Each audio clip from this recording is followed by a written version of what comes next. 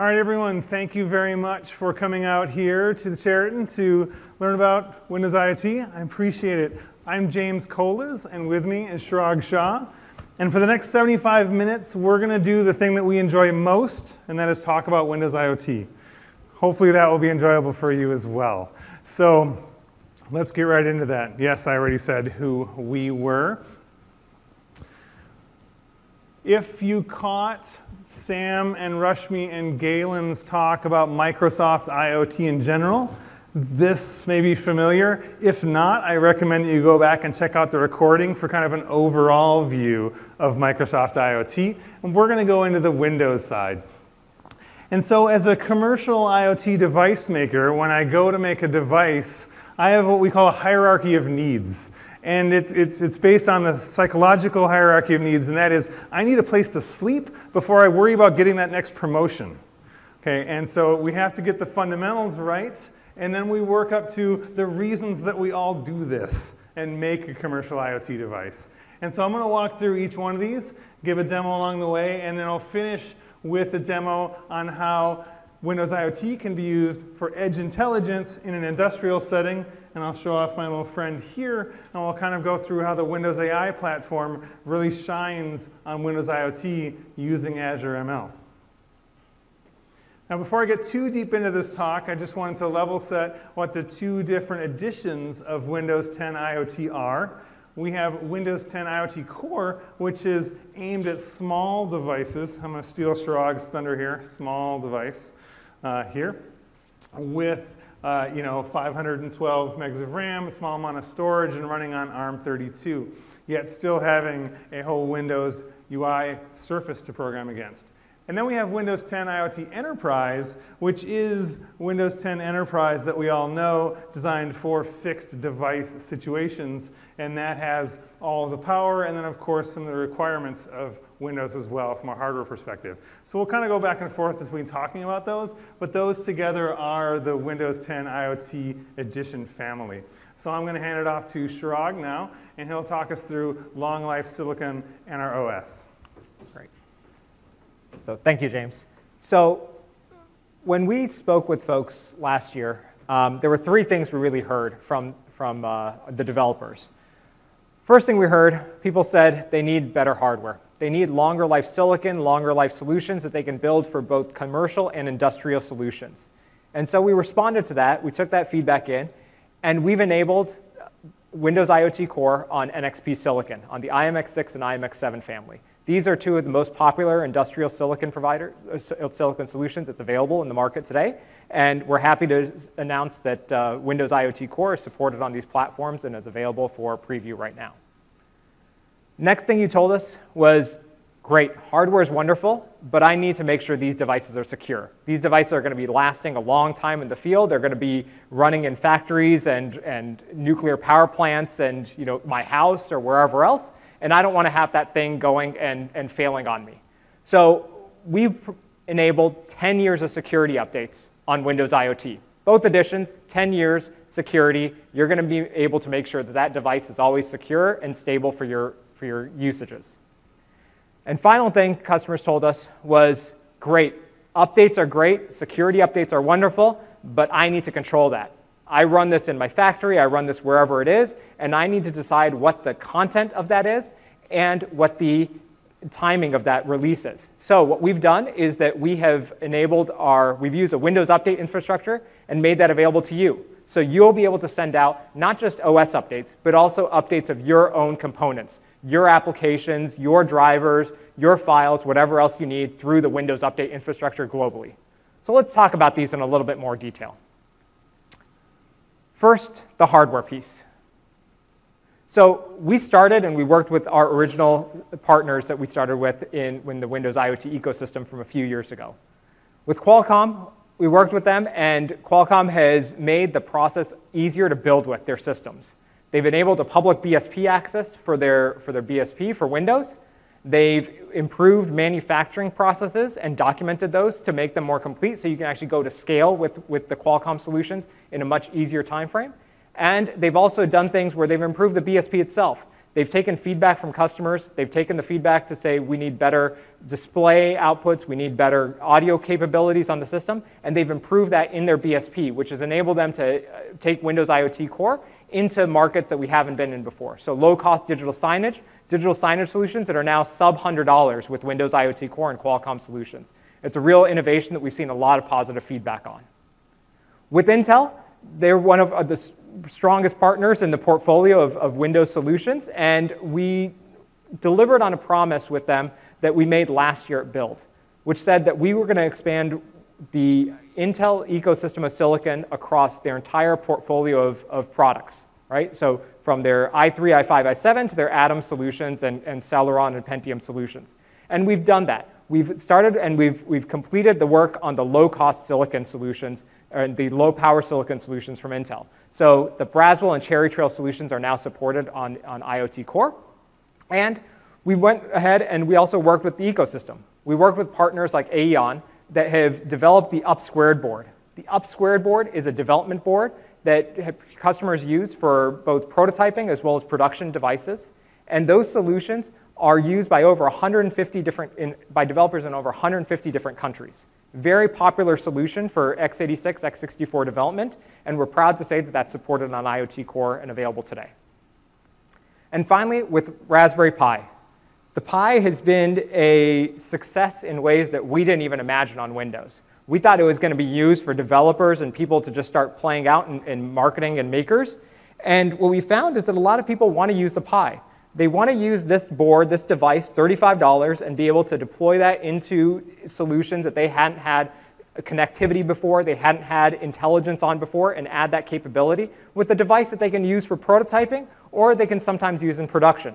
We have customers that are using this to control solar arrays, that are using this to do things on large equipment across industrial as well as commercial environments. So people took this board, they said, this board's great, but I need a little more customizability on this. So we also enabled Windows IoT Core on something known as the SOM. So you can see the size difference between these two devices. And you can see this one here, the system on module, gives you all the power of the Raspberry Pi 3, but you get to control the I/O. You get to control how many pins of GPIO you want, how many pins of SPI you want coming out of this thing. And you get to make that into a more custom device to fit the form factor as well as the capabilities you need for that solution. And in addition to that, we heard a lot of feedback since the Raspberry Pi 3B Plus came out this March that people that were using it with Windows wanted it to support. They used it on the previous editions of Raspberry Pi. They wanted to use it on 3B Plus. So we're glad to say that that's going to be available coming soon, that we have stuff in the works. Our developers are finishing up some activities on it, and it'll be released probably later this month if everything goes right. So that's our existing partners.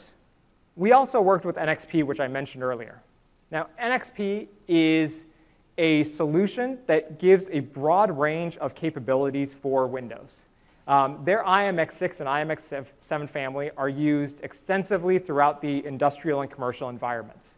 And these devices range from small, low-cost devices that can work on wearable solutions to more powerful quad-core solutions that are available as well. And these things cost less than a cup of coffee, right? So cheap devices that you can use that have low power requirements, high performance capabilities that give you lots of flexibility in the solution. With that, since we launched this at the end of February, we've had hundreds of partners come in and start evaluations on this platform. These are, over half of them have never had a relationship with Microsoft before.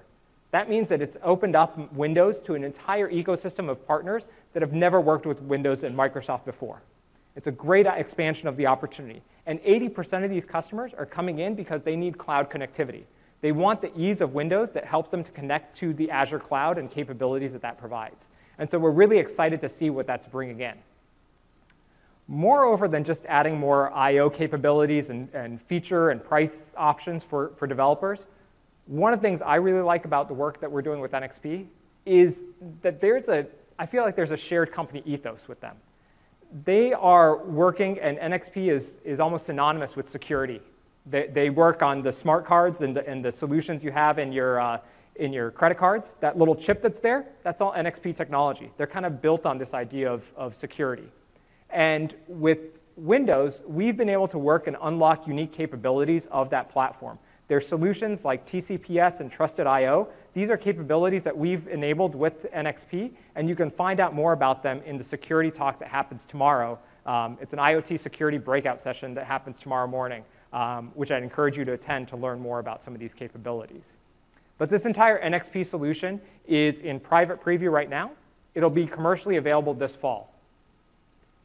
So if you want to get started with that today, there are options. So if you've got a solution and you're looking for, well, I want to evaluate it, I want to get started, I want to try this out, what we have is we've worked with a few of our different partners in the ecosystem, and they've all built hardware that works with Windows IoT Core.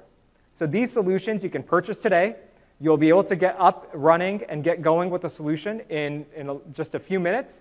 And a lot of these are, you have things that are like boards, a pre-configured solution like the Raspberry Pi 3, or you also have a lot of them that are SOMs, these system on modules that give you all the flexibility like the Compute Module 3. And that gives you a lot of options on what you decide to do when you finally take the solutions to commercialization. Folks like SolidRun have actually worked, and they have taken the solution, and they have a board available, Windows IoT Core with the developer edition of that solution in IMX, pre-installed on that solution. You purchase this piece of hardware, unbox it, in 2 minutes, you're up and running. You've got your Visual Studio on your dev machine, and you can start deploying applications to the device. It's really simple to get started, really simple to start working with this capability.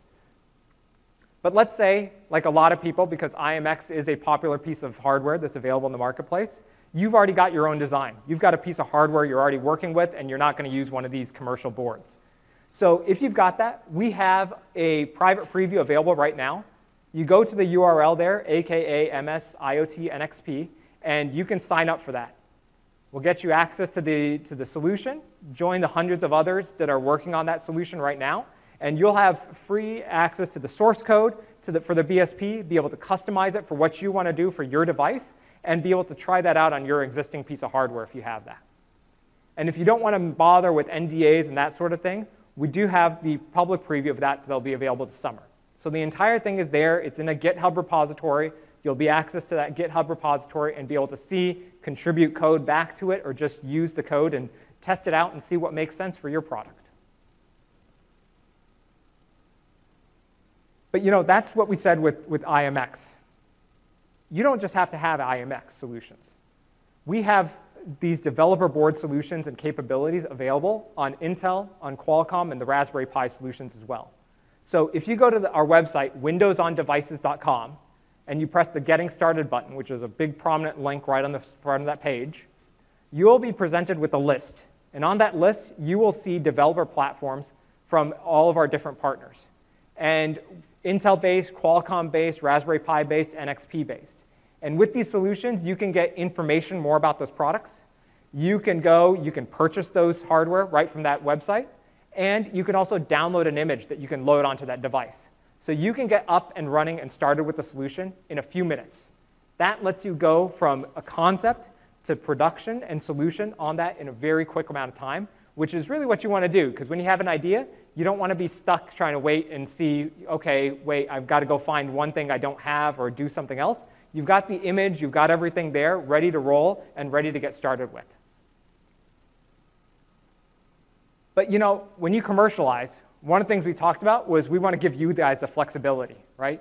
Your time is valuable, your capabilities are valuable, and these 6 devices here, they may not be the form factor you want. They may have the wrong I/O than you need, right? You may want more GPIO ports. You may want, in some solutions we have audio jacks available. In some cases, you might want HDMI output. You might want DVI output. You might want something else on the system. You just might want the board to be red instead of green. Whatever you want, there's options to customize that solution. So you have access to not just these 6 developer boards, but an entire family of solutions that you can go customize with. So when you go on that Windows on Devices website, you'll be able to see a full list. This is just a sample of that list, but you'll be able to see a full list of hardware that's available, all Azure certified, that you can go and purchase and start using on your devices right now. And if you decide that even these devices are too much for you, that you need something even more specific than what's presented here, you have the ability to go and customize and use your own solutions. So Intel, Qualcomm, NXP, Raspberry Pi, all together, there are thousands of different hardware options you have that you can run Windows IoT Core on. You are not limited on your solution, and hardware should never be the reason you decide not to use Windows.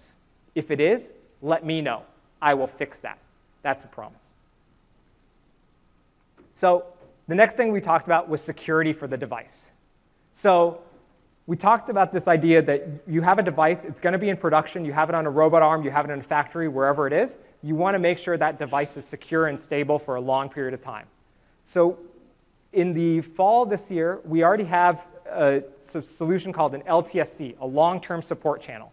This channel provides you security updates without the need to take feature updates on your platform. What this means is that if you have a device that's deployed in the marketplace, you don't want to have extra things that may disrupt the image, that may disrupt the type of device and capability you've built. You want to minimize that, but you want to have security.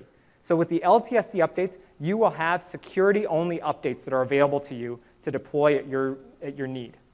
This means that for IoT Core, we'll have that starting with the RS5 release.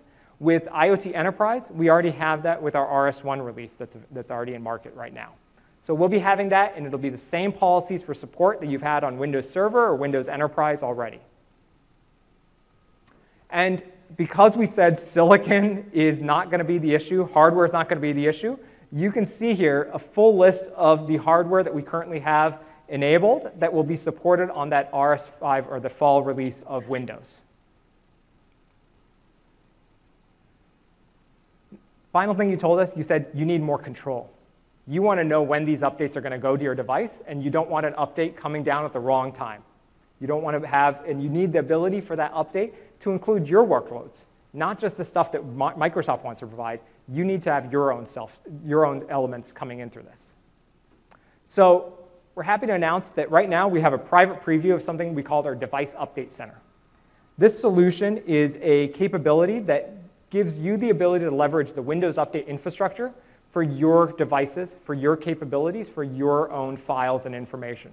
So you will have updates, and you'll have the ability when you use this solution to decide and customize the timing, the frequency, and the content of the updates that go down to your devices. And you will be in control of that through different flight rings and be able to go and present the capabilities of these additional features, test them out as they roll out to larger sets of customers.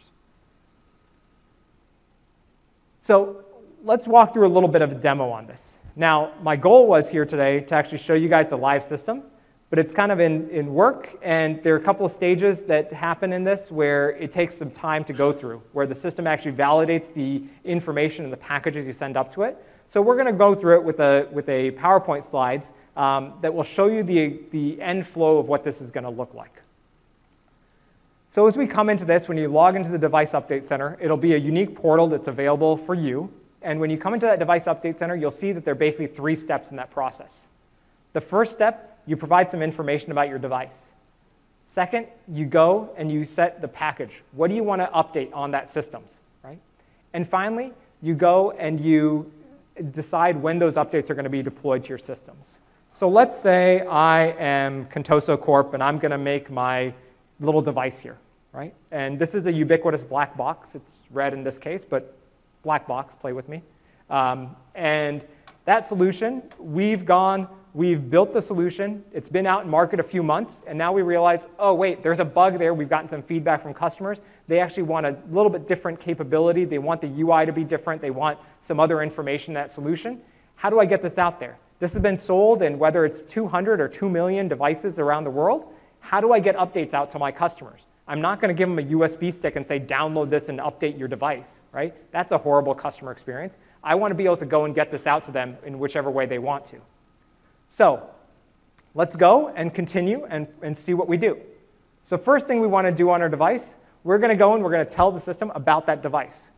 We're going to go in and we're going to say, here's our Device Update Center. Let's click our new device, and we update some information. We're going to enter in some information about the name of that device, and we're going to update a manifest file. This is produced when I built my image for my device. I've got a manifest file that's already self-produced out of that solution. I just drag and drop it in. less error, less chance for me to make mistakes on what I present to the solution. I go ahead, I've got that device, I got the confirmation of the capabilities I'm putting into that device, and I go next. There it is. I select the device, and now I can see I've got an OS version, and I've got my own custom package that's available on that device. I know what information is on that device right now, and I see that I've got 3 different flight rings. I've got rings that I can go to that go from a preview ring, which is a few dozen people maybe in my own building, my other engineers to test out the system. I've got an early adopter ring. This can be a few hundred. Think of them like insiders, like how Windows has insiders. This is your insider ring to release to. And then you have a general availability ring. This is the mass public that the system is going to go out to. You get to define those rings, and you get to put them there in those 3 categories. And you can see that there's a new OS update available as well for that device that you've built. So now I'm going to go and say, let me put my submission together. And similar to what I had before, I'm going to have the solution that goes and tells me, OK, put my information in there. I'm going to upload a cab file that gives all my information about the updates, the changes I've made. Right? That'll tell the system when I go and process that. It'll go and tell it, OK, I've got an update here. I've got a new revision version. And as I press that, I get that system loaded. The system is going to go through. It's going to basically do a diff between the original image that was put on the system, all the original files that were there, and these new files. And it's going to figure out that difference package of what it's actually going to shoot out to the devices when I go and deploy them in the ring. It's going to make it so that you don't have to go and send a full, if your device was, let's say, a 3 gig image of files and applications and information, you don't have to blast 3 gigs down to that device. If it's a 20 meg update of stuff that's changed, only 20 megs goes down to the device. It makes it really easy so that you control how much update is having to go down to the system. You go through now. I click the setup, and I set my ring. I basically say, great, I've got something. I want to send it into my preview ring. I want to select, and I want to do an OS update. And I also want to do an update of my own apps and packages. I've got that solution, and I've got it ready to go. If I didn't want to do an OS update and I just wanted to update my packages, I could. If I wanted to do both, I can do that as well. In this case, we go ahead, we send it through, and now when this device goes and scans the Windows Update system next time, it'll know that, hey, I'm on a preview ring, there's an update waiting for me, and that update will get shipped down to this device. Easy peasy, you're done. Your device is updated, and as this gets better and you test that preview, you can then roll it out to the future rings as you need to. So we talked about 3 things today. We talked about that real foundation of the pyramid that James spoke about earlier. You have long life hardware. You've got the capability of 10 years of security updates for your devices. And you've got this device update center that's going to be available for you guys to preview starting in July. So let me hand things back to James.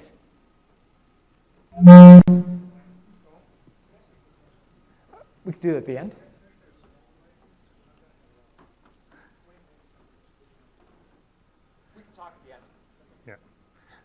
All right, thank you, Chirag. And just a piece of advice for other speakers out there, try not to walk next to the speaker when you're mic'd up. So just a little piece of personal advice there.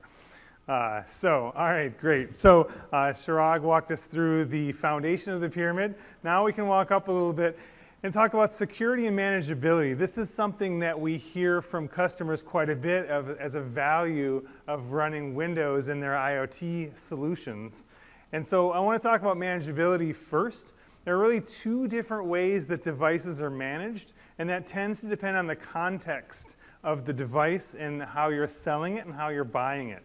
So I'm going to start with Azure Device Management first. This is typically used as an OEM. So let's say I'm going to make a thermostat or a piece of conferencing room hardware. I'm going to sell that into an enterprise.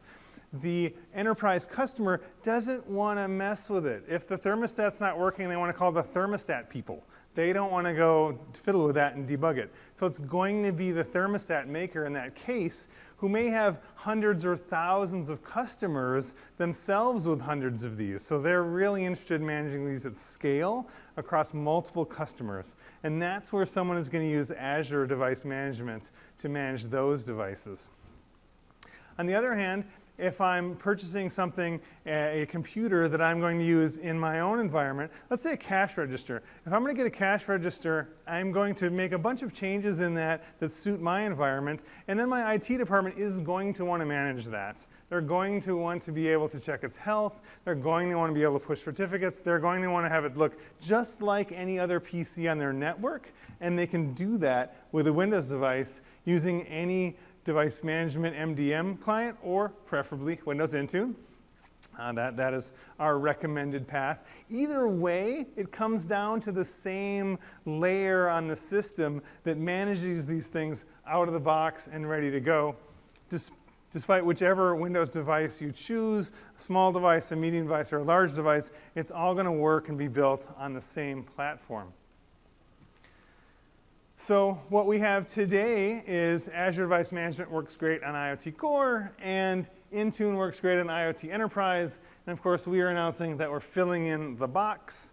And so now on IoT Core, Intune Management is available as well, and Azure Device Management will work on IoT Enterprise as well. So whichever size of device you like, whichever preference that you have for how you want to manage the device, Windows is going to support you. Again, we care a lot about manageability, both in the enterprise and in broad scale devices. I'll also talk a bit about security. I'm actually not going to spend a lot of time on this because, as Chirag said, Torsten and Eustace have a talk tomorrow at 11:15 a.m. where they will go deeply into this. But let me assure you that we take security really seriously when we put together Windows. We have a team of security experts always on the lookout for what is that next exploit. So we're looking to protect your data before anyone gets to it. We're looking to detect if an exploit was used. And we're looking to remediate, to fix the problem, maybe even before you know it afterward. And so this is our kind of matrix of security offerings, like I said, that I will definitely be showing you, or sorry, Torsten will be going a bit deeper into that. I'm going to skip this to stay on time. The next thing I want to talk about as we move up the value chain is the ability to make a device that has some rich functionality in it with Windows. And this is a reason that you would choose Windows for your operating system on your device. I'm going to run through a few examples of devices, and then I'll run through some examples of code, and then I'll even show a little bit as well, as long as my machine is still going to be with me. All right. Pardon me. All right. So speaking of thermostats, you know, JCI Glass came out at CES and won some design awards with their solution. Again, this is a great reason to use the Windows UI platform that we have. Misty Robotics also came out at CES and got a lot of real strong commendation there. They're running Windows IoT Core on their main board. And Misty 2 is coming out shortly. It's actually down on the expo floor if you want to check it out. Keith and Cope made this great cocktail booster. I tried to bring it in here so that we could give out cocktails, but someone got in the way of that. And so it's pretty cool, though. You know, mix your cocktails with your Windows IoT. I need one in my office, actually.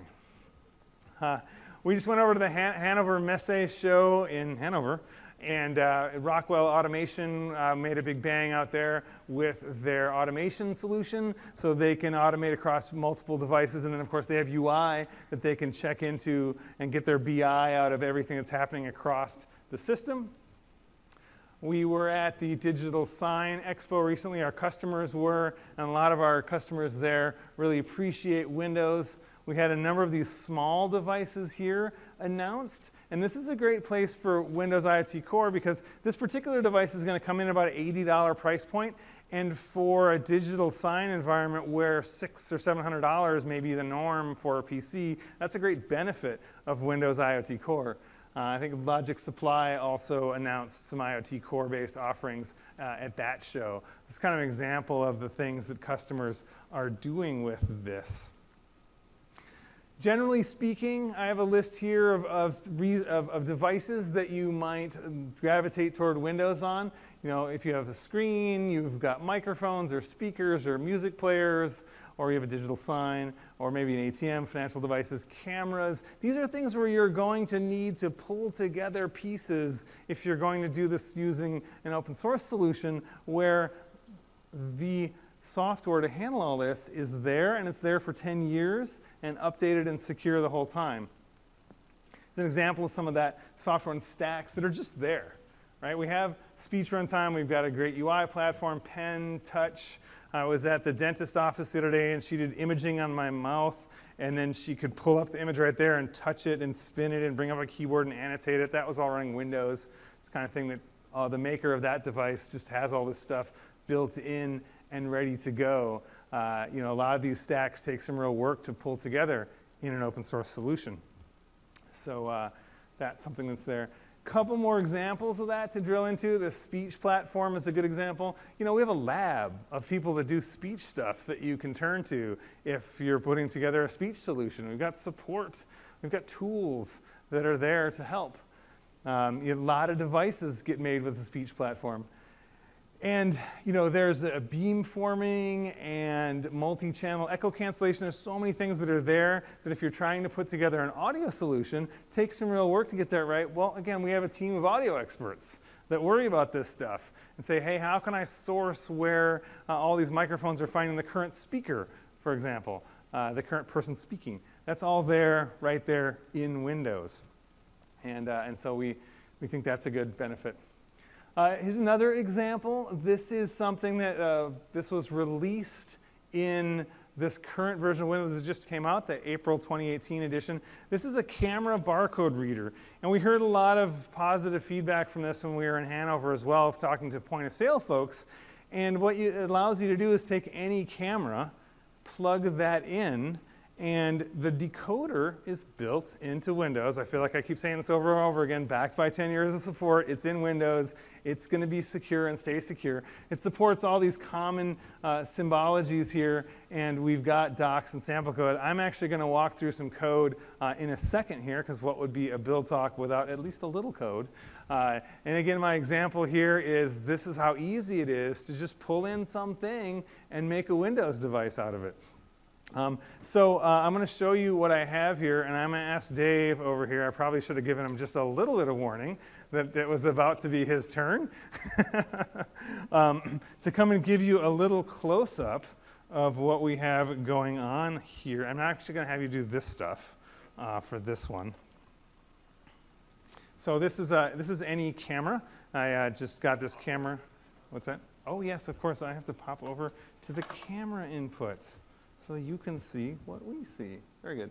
Here is this is a regular camera, nothing too special. It's one of our Microsoft Life cams that can be picked up really easily. And then I'm going to show you a couple things. Shirag talked about the up squared board, so I brought one of those, and it has a QR code on the back, so that'll be easy to scan that. And that's good, yeah.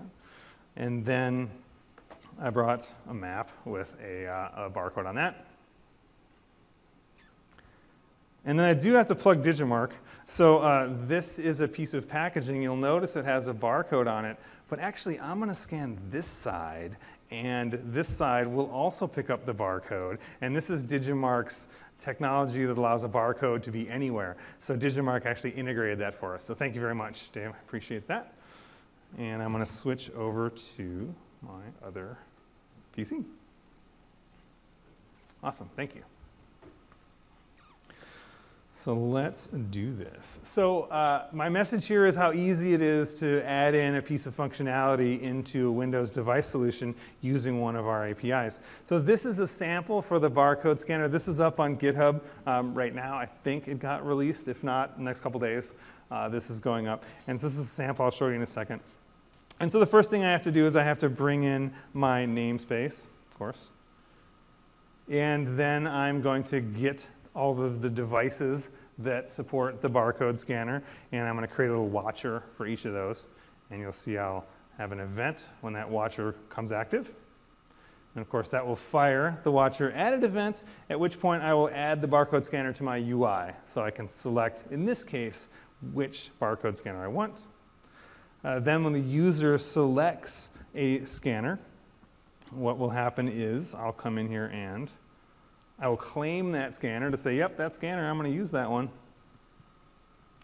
And then I want to show a preview of it, and that's just as easy as getting the video device ID for the scanner. And then I'm going to pump that into my start media capture, which is also in the sample. It just takes that device ID and builds a frame for it, puts it on the UI. And then finally, I have a data received event that's going to fire when the camera actually finds the image. And from that, I will extract the various pieces that I need. And I'm done. I have a solution that brings in the barcode scanner. Like, how easy was that? So let's see if this will work here. Let's do this. So I need my barcode. Choose my camera. There I am. Hello. All right. I tested this in the lighting before. We'll see if it works. Maybe Tony will have to come up with his phone. Here. Yes. All right, Tony, you want to help me with the light?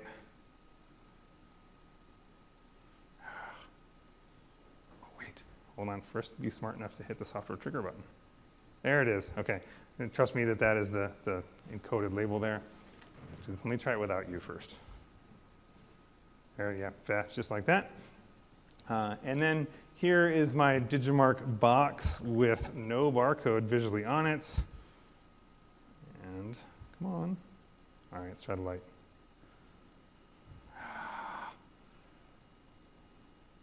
There it is. Okay, picked up 527. So that picked up the scan, the number there changed on the bottom. And so that is an example of the camera barcode scanner that's just right there in Windows. And the reason I show that in a talk like this is, again, just to get across the point, all those technologies that I showed earlier are right there in Windows. So that's pretty cool. Again, big thanks to the Digimarc guys for contributing that to Windows. Okay. All right.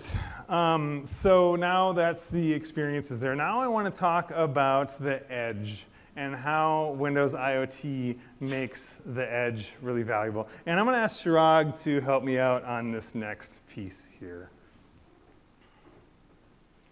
You got your mic back on?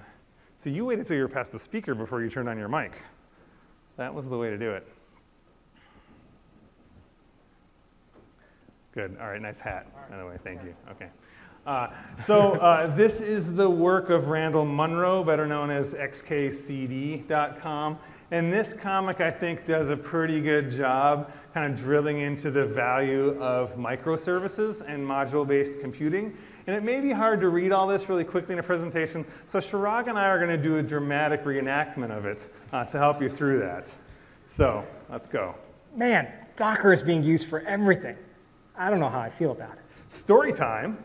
Once, long ago, I wanted to use an old tablet as a wall display. I had an app, and I had a calendar and a web page that I wanted to show side by side, but the OS didn't have split screen support. I wasn't using Windows. So I decided to build my own app. I downloaded the SDK, registered as a developer, got the IDE, read the samples and the docs, and then I realized how much easier would it be to get two small phones on eBay and glue them together. On that day, I achieved software enlightenment. But you never learned how to write software. No, I just learned how to glue stuff together that I didn't understand. Okay, fair. All right, thank you, Chirag. All right, yes, thank you. Good job. Chirag did it all. All right, so what's the point? It actually took me about 5 times reading that, which tells you I'm not the smartest person in this room.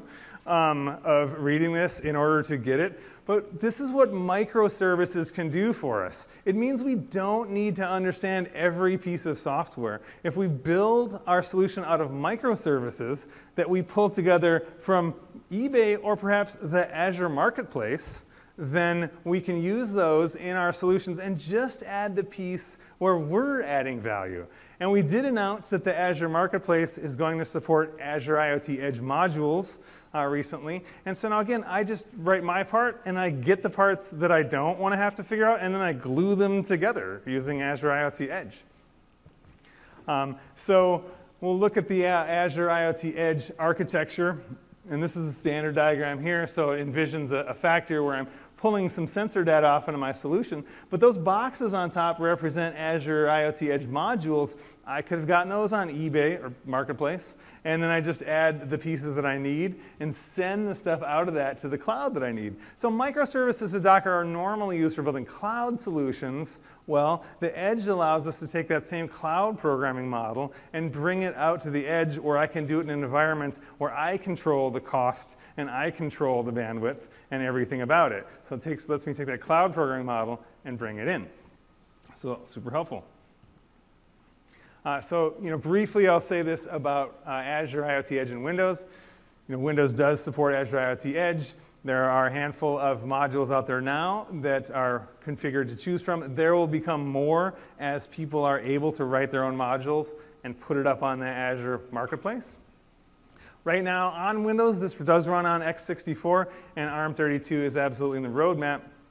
And then this fall will come Azure ML on that, and that's where we'll demo coming next on this. I just want to give one example of this. This is a piece of programmable logic controller, I think. Jason will nod if I'm right. And that will tell me if this will be put into a factory and will be used to do predictive maintenance and still run the entire thing on Azure IoT Edge to both monitor and control my hardware that's in that factory. And so here to tell us more about this is going to be Rashmi. High-performance, high-throughput production systems in manufacturing involve expensive and critical systems and components. Predicting machine and component failure is critical in minimizing downtime and costly replacements. Beckhoff, an industrial automation and control systems leader, is a long-standing partner of Microsoft. Leveraging their unique TwinCat solution for real-time workloads and Azure IoT Edge, Beckhoff and Microsoft collaborated on a hybrid solution for predictive maintenance, leveraging both the intelligent edge and the intelligent cloud. For the edge part of the solution, Tetra Pak uses a Beckhoff industrial PC as well as the automation software TwinCat. TwinCat provides an easy-to-use development interface which is based on Microsoft Visual Studio. This allows to efficiently create and develop automation projects which can be based on open standards like domain-specific languages or standards like C++. Additional functionalities like storage and database services, real-time data processing or analytics services enable our customers to handle all the necessities of an automation project. In addition, TwinCat includes software plugins which enable our customers to connect their machine application with the Microsoft Azure cloud in order to benefit from what the Azure ecosystem has to offer. With Azure IoT Edge and TwinCat running on the same gateway, Beckhoff was able to create a hybrid solution to manage and perform analytics on high-throughput data locally with minimal latency on their customer's premise, whilst taking summarized data back to Azure Cloud for further analysis. Such model-based analytics was perfect for Tetra Pak, a leading process and packaging solution provider that needed to perform quality and performance monitoring for benchmarking and failure prediction. Filling machine behind me can produce close to 1 million of these packs per day. Hence, maximizing its uptime is one of our customers' main concerns. Our customer's dream is basically to be able to predict when the filling machine key components need to be replaced to avoid any unplanned outage. Today, the Tetra Pak Beckhoff partnership provides benchmarking and failure prediction for their customers. Through real-time alarms and condition alerts, Tetra Pak's customers can order spare parts in a timely manner or schedule critical maintenance, predicting failures and boosting their customers' productivity.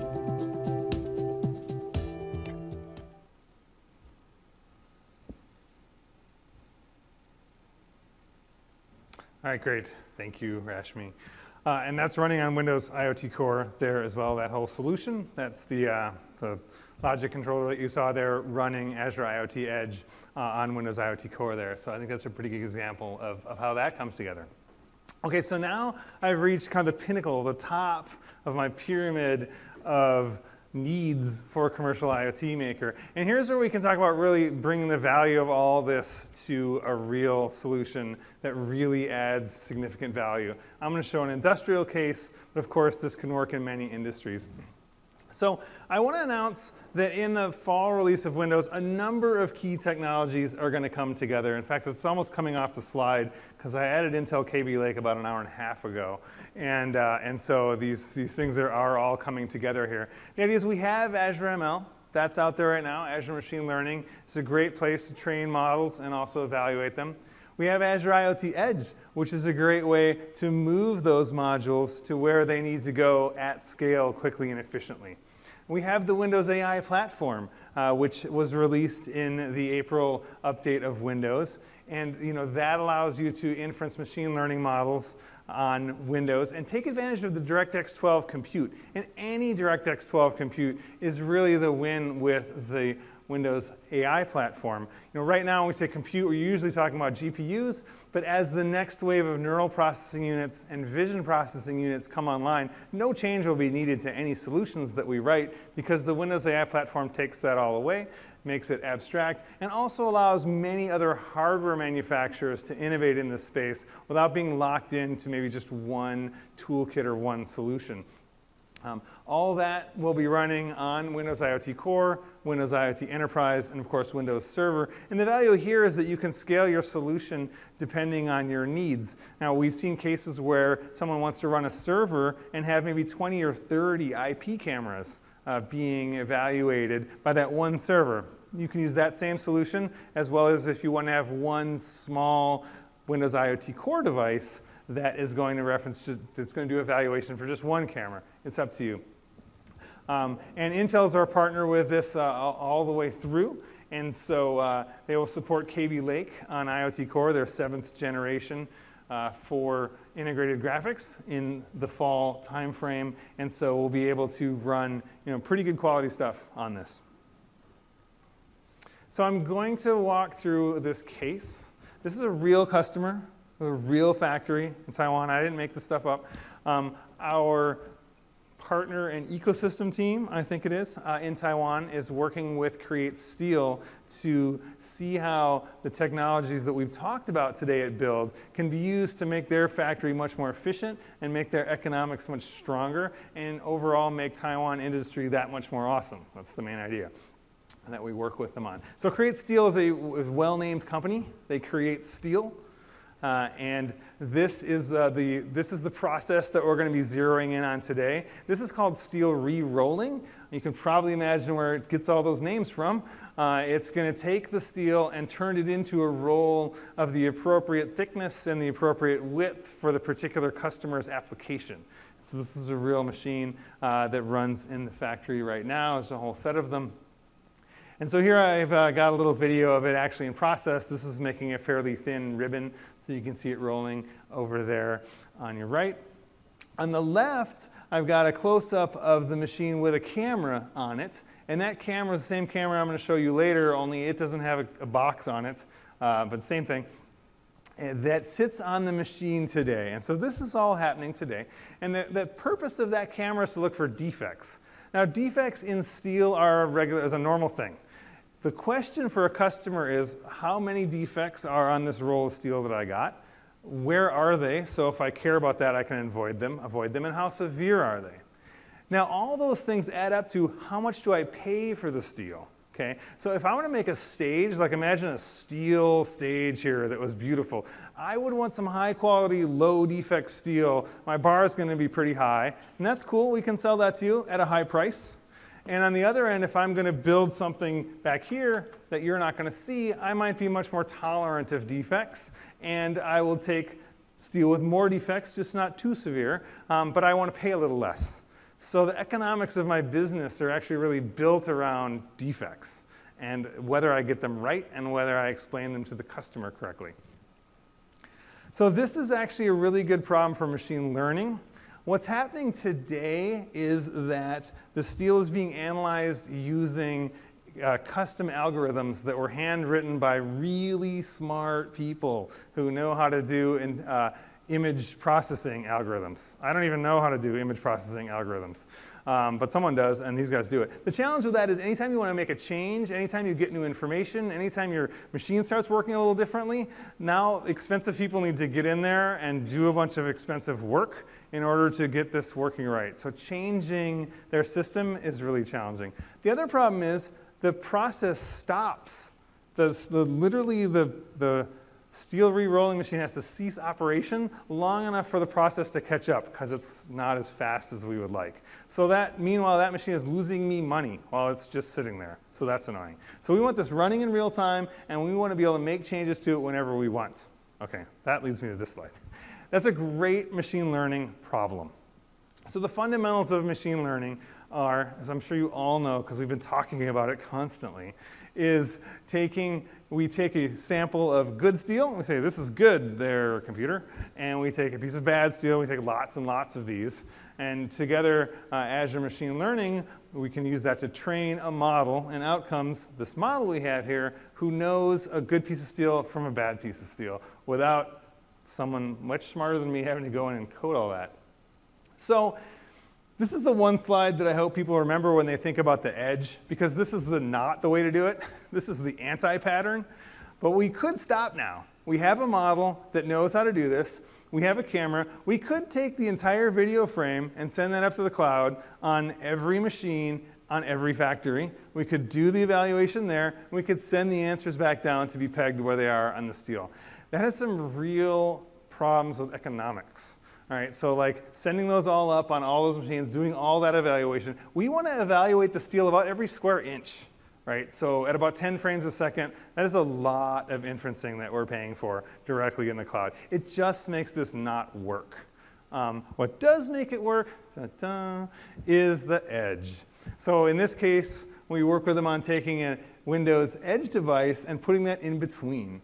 And so what's going to happen here is the model is going to get deployed to that edge device using Azure IoT Edge. And now the inferencing can happen right next to the camera. And now that means that we don't have to send all that up. We can do it much more quickly. And of course, we paid for the machines, and we're maintaining those. So we have control over those costs, which are super helpful. So that is how Edge makes this work. Now, we have an Azure IoT Edge-based solution. Now we can add in some more solutions. We can go up on eBay, Azure Marketplace, and we can grab down another module, throw it in our system, and get all new functionality. In this case, we could decide that if a machine starts throwing off too many defects or too frequently, that we want to get an alert, and we want to send that to a plant manager to get a tech down there pretty quickly to take a look. That's really easy to add in once our whole system is based on Azure IoT Edge. Once our whole system is based on microservices, it's easy to throw in a new one. Super handy. Also, the advantage of Azure IoT Edge is scale. So I've shown 3 here, because that's as much as I could fit on the slide. But this could go hundreds, thousands, all at once, one deployment of this module, every model. Every time we want to deploy it, it can go out to as many as we need to. Big advantage there. And then the other big advantage is the ability to retrain it. So when we first did the training and said, this is good, this is bad, we might not have got everything right. We might have missed a few things. Or maybe the machine started generating defects in a new way. This happens. Now what we can do is we can take and pull off a few samples from every so often. We could do that every 1,000, or we could take all the defective ones, or we could take the ones that we're not really sure which way they are. We'll send those to a human. And this is called supervised learning. And so the supervisor is going to supervise the learning. And this technician is going to look at these, and she's going to say, well, this one's actually good, this one's actually bad.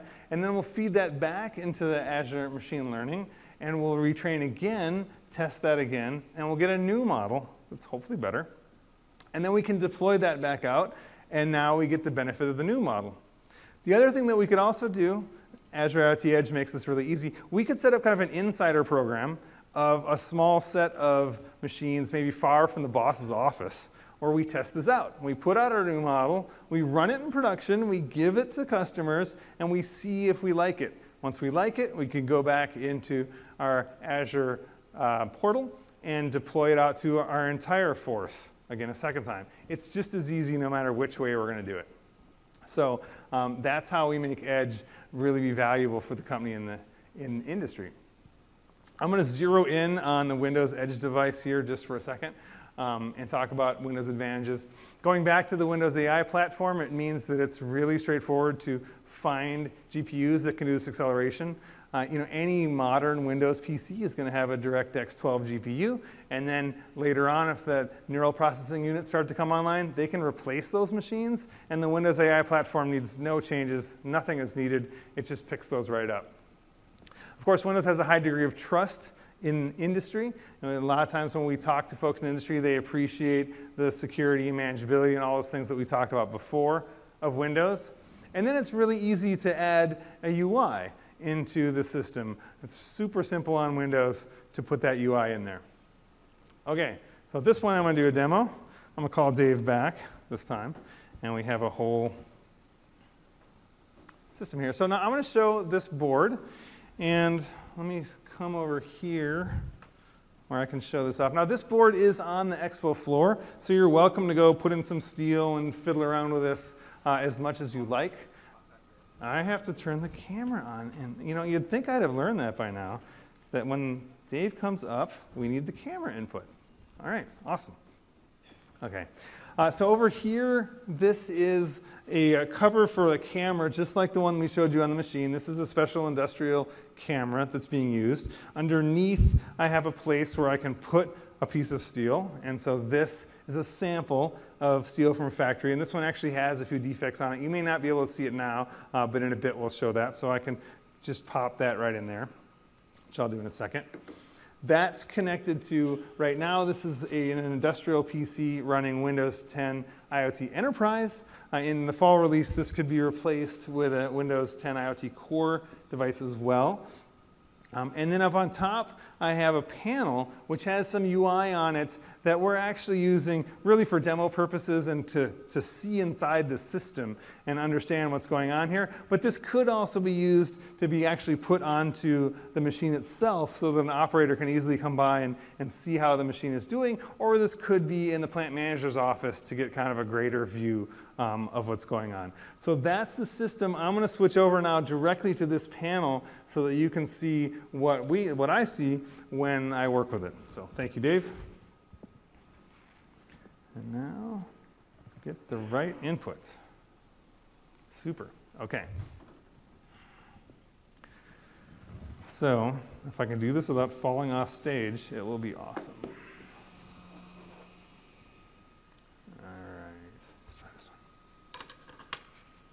Stick this guy in. Now, I will say this is a prototype, so please don't judge the performance, right? This has not been put into actual action. So this one looks pretty good. I can see that on the left-hand side, I have the actual camera image. And on the right-hand side, I've classified each square inch of this, and that all looks pretty good. That is all green, so that's great. Let's try this guy.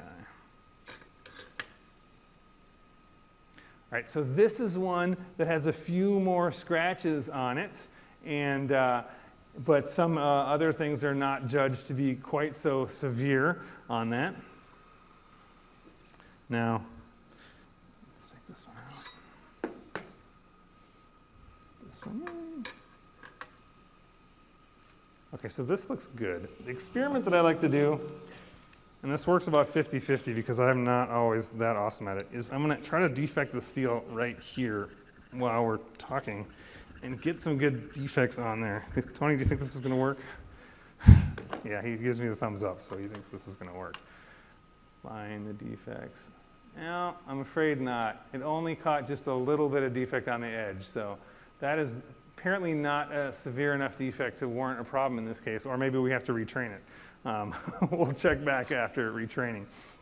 Okay, so now let's have a look at this piece again. So this is a real-life case where, if you notice on the lower left of this piece of steel, it's got a little dot, like a little nail hole or something there. And what happened here when this model was originally trained, this defect wasn't known. So this defect started happening later. And so what we do need to do is we need to realize there's a problem with this and send it back for retraining. And so this sample gets sent out to the operator. An operator can just kind of take and pause the real camera for a second and could come in here, for example, and retrain this and say, okay, actually that's bad and that's bad too. And then could update that.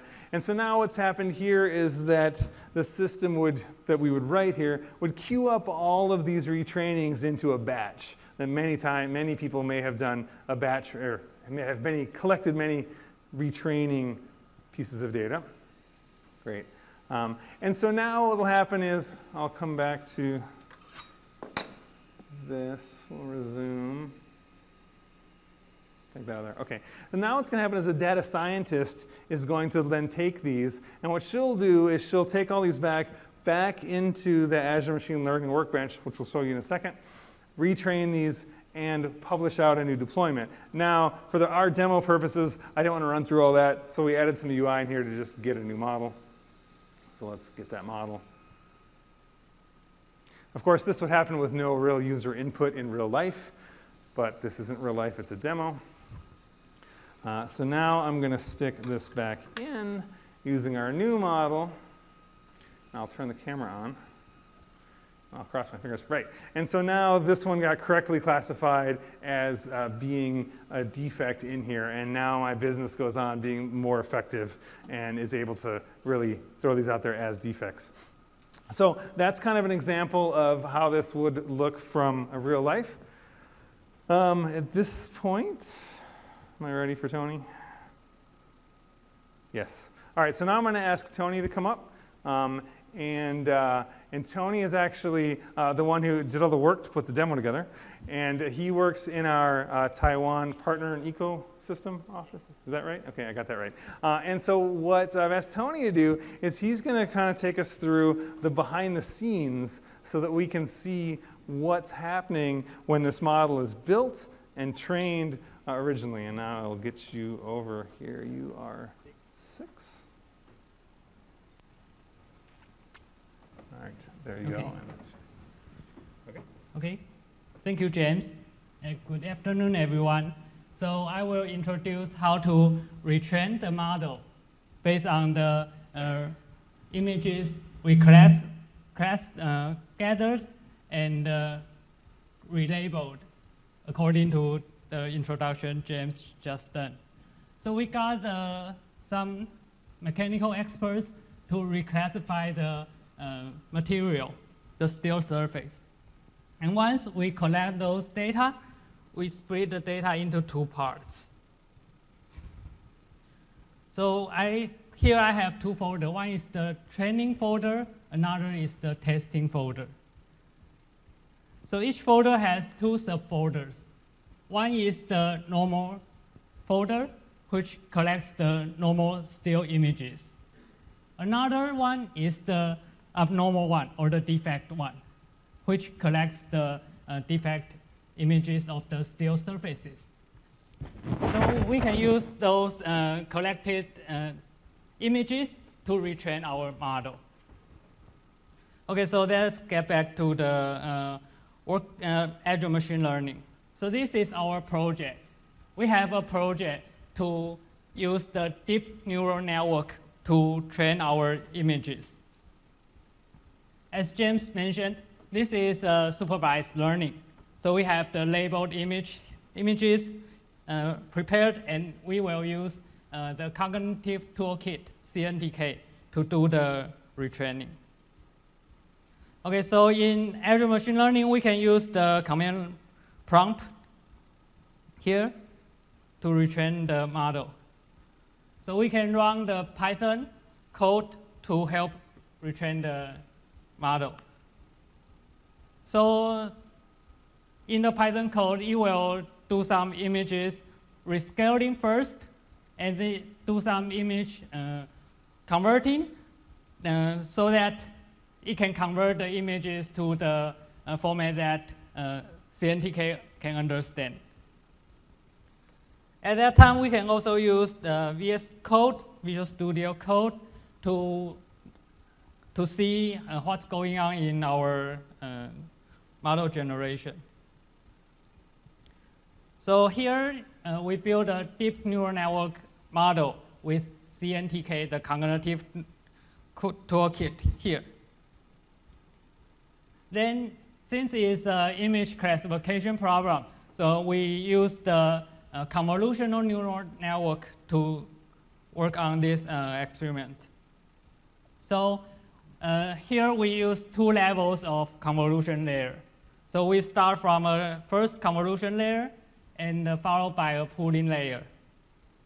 Then we have the second convolution layer here and followed by a pooling layer here. And we will end up with a dense layer. So it's a general convolutional neural network model. And you can adjust the layers and add some more layers if you want. And you can do some add in the convolution layer and the pooling layer and do some adjustment if you want. And finally, use the CNTK and we can generate a model and save the model in different formats. So for CNTK, we save the model as a CNTK model, and then we save it as another different kinds of format. The Open Neural Network Exchange format, the ONNX format. So this is quite popular, and we mentioned several times of the ONNX format model in the build event. Okay, and you can take the advantage of ONNX format model in the Windows platform. Okay, so let's get back to the command prompt here. So after several iterations, it generates the model for you.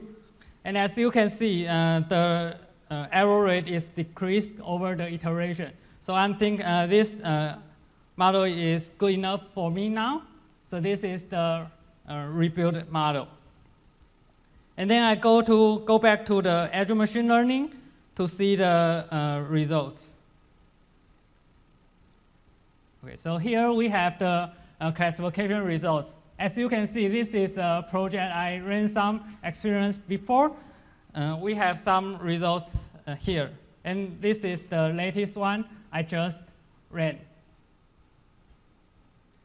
I select this one, and I can see some of the logs here.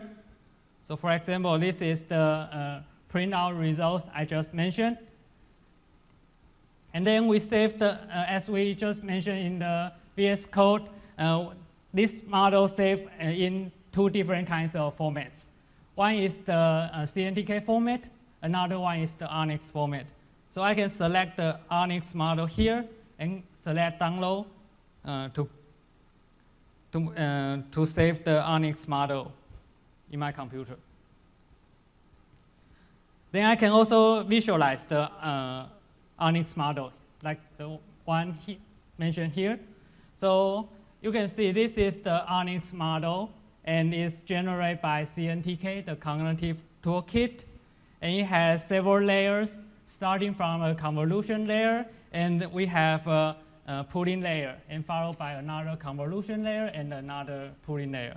So this visualizes the model we just generated. And I can save this ONNX model and deploy the model to our solution. So let's get back to James. Thank you.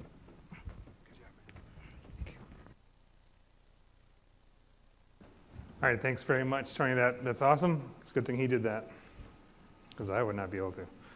All right, cool. So that is our demo. And so we're pretty much wrapped up on the talk here. The yellow light is on, so I know it's time to start wrapping it up. So just a couple of things for you to follow up on here. You can learn more. We have an IoT show. In fact, there was a little blurb for us on that. And this is content regularly refreshed for what's going on at Microsoft IoT. Strongly suggest to subscribe to that stuff and check that out. Good things there. IoT School is spinning up as well. So there are a lot of kind of hands-on tutorials and labs to learn how to do these things. And so you can kind of dig into those more deeply there. And then there are still yet 3 more sessions at Build. We talked about Eustace and Torsten's session about security. And then, of course, Galen and his crew are going to talk about Azure Sphere, which is awesome. And then Corey and Tim are going to kind of get into details on the solutions themselves and how you can do great things with Azure there. So I have a few more minutes to take questions. And so I think actually probably the most efficient way is going to be for me to wrap up here, and then I'll bring Tony and Shrag and myself, and maybe Jason will join us over here, and we'll do questions off to the side. So thank you very much. I appreciate your time and effort coming out here, and enjoy the rest of your build. Thank you.